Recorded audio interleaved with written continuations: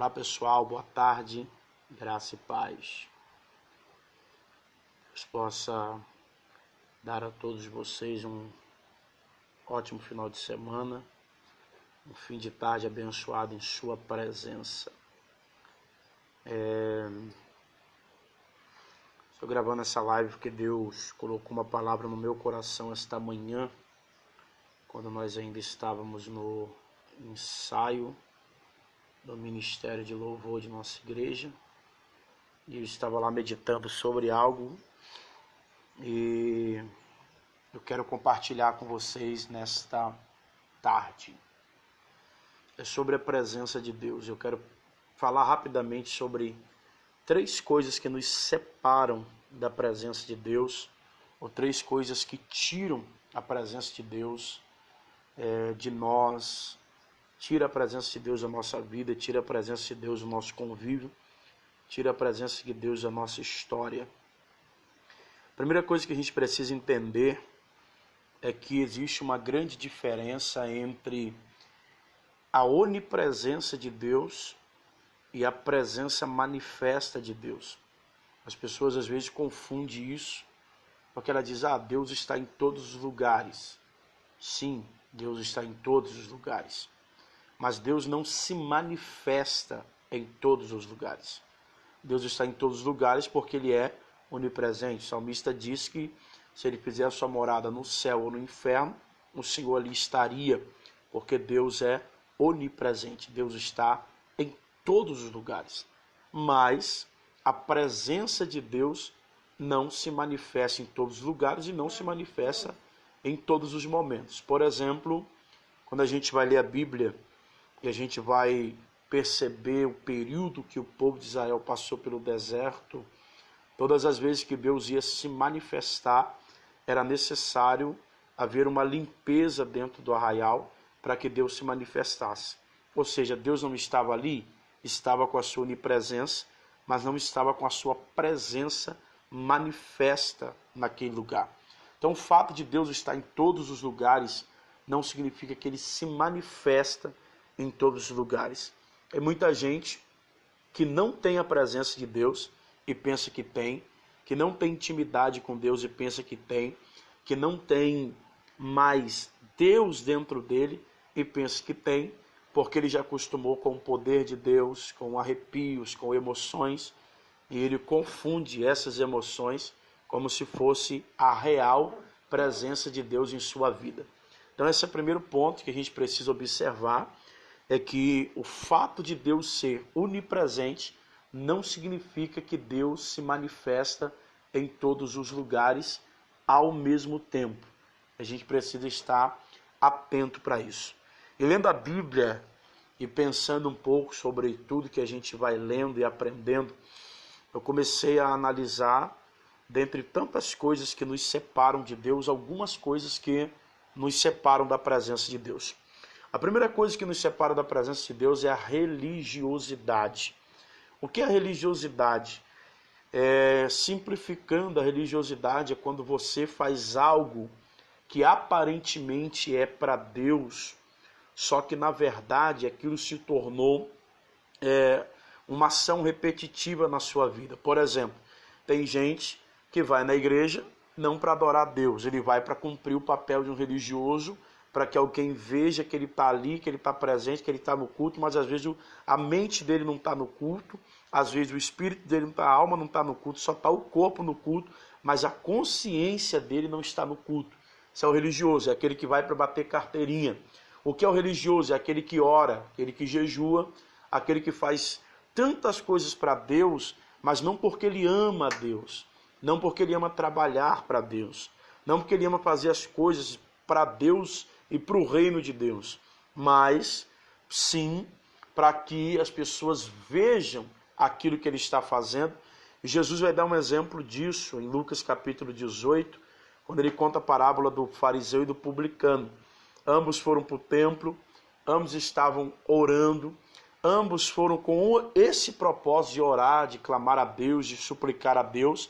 Só que a Bíblia diz que ao chegar no templo, o fariseu se coloca em pé e começa a orar dizendo, Senhor, eu jejuo 3 vezes na semana, eu sempre oro, eu não sou como esse publicano. Então ele ficava de pé para mostrar aquilo que ele estava fazendo, para dizer que ele fazia, que ele não era como os demais, que ele não era adúltero, que ele devolvia todos os dízimos, mas tudo que ele fazia não passava de um ato religioso, ele fazia para cumprir tabela, ele fazia porque ele era imposto para fazer aquilo, eles impunham aquilo para ele, e por isso ele fazia.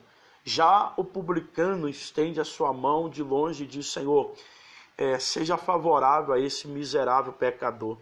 E Jesus vai dizer que a atitude do fariseu, ele estava querendo atrair para si próprio a glória.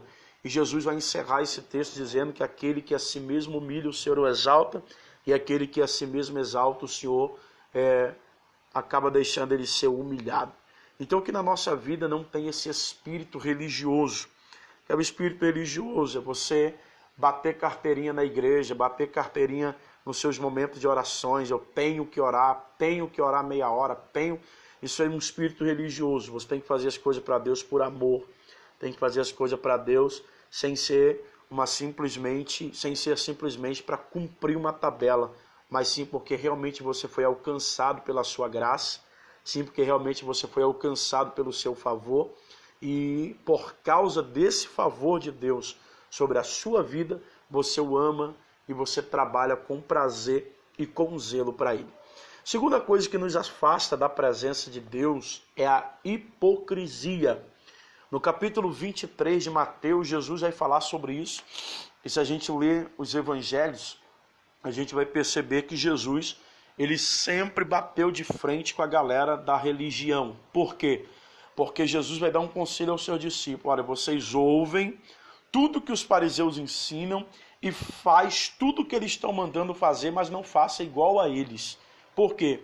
Porque eles liam, eles colocavam para o povo fazer, mas eles não faziam. E a Bíblia diz que eles queriam colocar sobre o povo um jugo pesado que nem eles seriam capazes de carregar. E o que é hipocrisia? A hipocrisia é quando você cobra dos outros aquilo que você não vive. É quando você quer que os outros fazem aquilo que você não faz. É quando você quer que os outros tenham com Deus aquilo que nem você tem com Deus. Você não pode ensinar para alguém algo que você não vive, porque no mundo evangélico, no reino de Deus, o que vale não são simplesmente as suas palavras. Você prega mais com as suas atitudes do que com as suas palavras. Então a hipocrisia tem destruído a vida de muita gente e tem arrancado a presença de Deus da vida de muita gente. Por quê?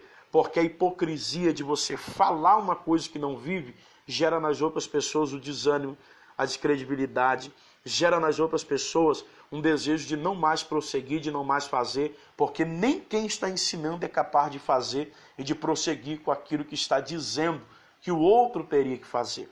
Então a gente precisa tomar muito cuidado para a gente não viver uma vida hipócrita, uma vida de colocar um jugo sobre as pessoas que nem a gente consegue carregar, e Jesus falou claramente sobre isso. Em último lugar, a Bíblia diz, Isaías 59, no versículo 2, que os nossos pecados fazem separação entre nós e o nosso Deus. Então a terceira coisa que afasta a presença de Deus na nossa vida são os nossos pecados. A gente precisa entender que pecado não é somente adultério, fornicação, roubo, e matar, roubar, não. A pecado, existem muitas outras coisas que também são pecados e que às vezes não são nem falados dentro da igreja.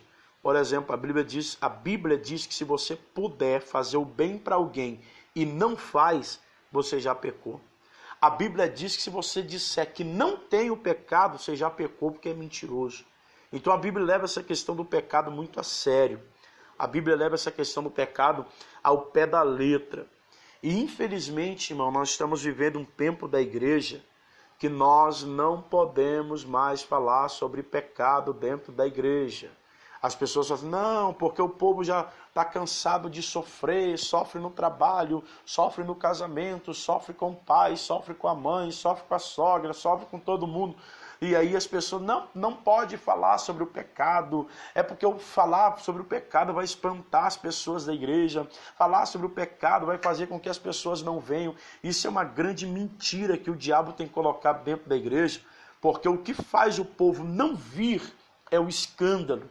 O que faz o povo não querer Deus é o pecado que traz o escândalo, que faz as pessoas não querer Deus, não querer ir da igreja, não querer estar envolvido com nada da igreja. Agora, falar sobre o pecado não traz a ninguém espanto ou escândalo. Escândalo é o cara viver no adultério, escândalo é o cara viver na fornicação, escândalo é o namorado estar com a namorada e ter uma relação sexual como se fossem casados. Escândalo é o cara estar na igreja dizendo que serve ao ministério, dizendo que serve a Deus, dizendo que trabalha para Deus, e essa pessoa está tendo um relacionamento extraconjugal. Escândalo é o camarada ir comprar e não pagar o que comprou, e fez isso sabendo que não ia ter condições de pagar. Escândalo é o cara sair dando calote nos outros, dizendo ser servo de Deus. Escândalo é o cara ficar tramando essa briga, degladiando com o outro dentro da casa de Deus. Isso sim causa o escândalo. Agora, falar sobre o pecado não causa escândalo a ninguém. As pessoas não estão sendo libertas porque elas não estão ouvindo mais a verdade. Porque a verdade está sumindo, a verdade está desaparecendo. Não porque ela deixou de ser verdade, mas porque o povo, porque as pessoas estão tão dodói hoje, que se você fala de uma coisa que ela pratica, ao invés de ela tomar aquela palavra para mudar de vida, ela se ofende. Ao invés de ela tomar aquela palavra para mudar completamente sua história, ela se sente, não gostei, foi indireta, meu querido, Jesus falava rasgado, Jesus não tinha meia volta para falar nada com ninguém. Jesus, quando ele tinha que resolver, resolvia. E o confronto que Jesus fazia agia tão forte na vida das pessoas que as pessoas decidiam a mudar de vida e reconhecer que a vida que elas estavam vivendo era uma vida que não agradava ao Senhor. Então a gente precisa estar atento para isso, porque existe uma barreira que nos separa de Deus e a Bíblia chama essa barreira de pecado. A Bíblia diz que os nossos pecados fazem separação entre nós e o nosso Deus. Então, enquanto a gente ficar alimentando o pecado dentro da gente, nós nunca teremos a presença de Deus. Pastor, mas eu arrepio, eu choro. Querido, se você ouvir uma música que não seja evangélica, que não seja para adorar a Deus, mas que a melodia dela for melancólica, é o suficiente para você chorar. Chorar está condicionado às suas emoções. Deus não quer apenas você chorando, Deus quer você mudando de comportamento. Porque chorar qualquer um chora. Deus não quer você apenas lamentando pelo que fez. Deus quer que você não faça mais. Deus não quer apenas você dizendo, eu errei. Deus quer que você não erre mais. Porque falar que errou é fácil. Difícil é você não errar de novo.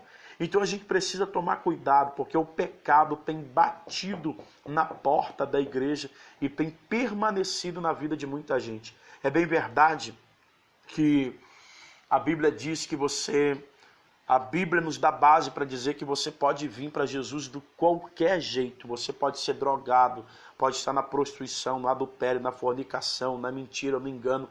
Você é aceito por Deus. O que Deus não aceita é que você continue vivendo essa vida. É claro que talvez você chegue hoje e não consiga mudar de hoje para amanhã.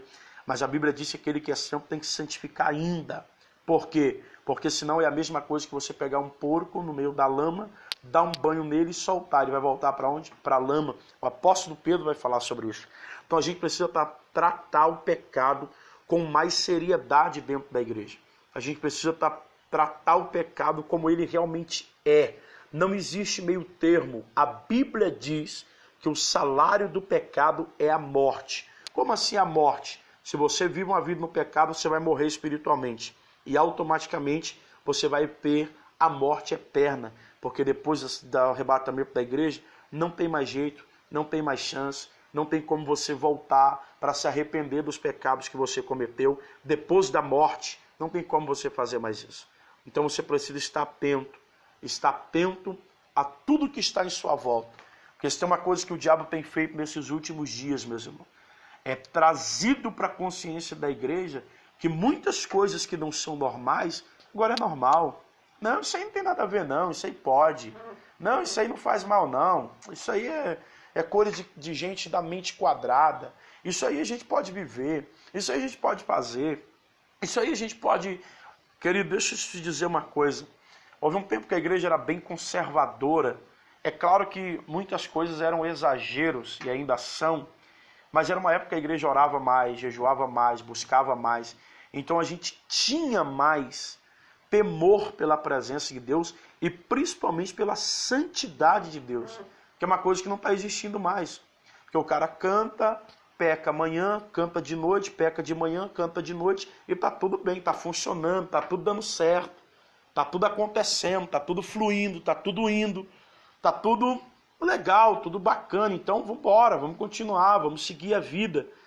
E aí as pessoas não entendem que ele está morrendo aos poucos. Ele está se destruindo aos poucos e não percebe. Então a gente precisa estar atento a isso. Não deixe que o pecado destrua a sua vida e separe a tua vida da presença de Deus. Se você tiver que escolher entre qualquer coisa na sua vida e Deus, fique com a presença de Deus. Porque todas as outras coisas que você precisar ou necessitar, Ele tem poder para dar a você, para fazer por você. Deus abençoe a sua vida, sua casa, sua família. Espero que essa palavra possa trazer para você uma edificação. Possivelmente esse vídeo depois vai estar no meu canal do YouTube. Eu tenho um canal no YouTube, gente, só que quase não uso. Eu posto alguns vídeos lá, mas eu tenho um canal lá e vou começar a postar alguns vídeos dando uma palavra como essa de hoje. Mas espero que essa palavra fique guardada no seu coração. Depois, se você quiser, você pode compartilhar, vai estar lá no YouTube. Só você procurar Pastor Alain Miranda, 3 coisas que nos afastam da presença de Deus. Amém? Deus abençoe a sua vida, tenha uma ótima tarde, um ótimo final de semana.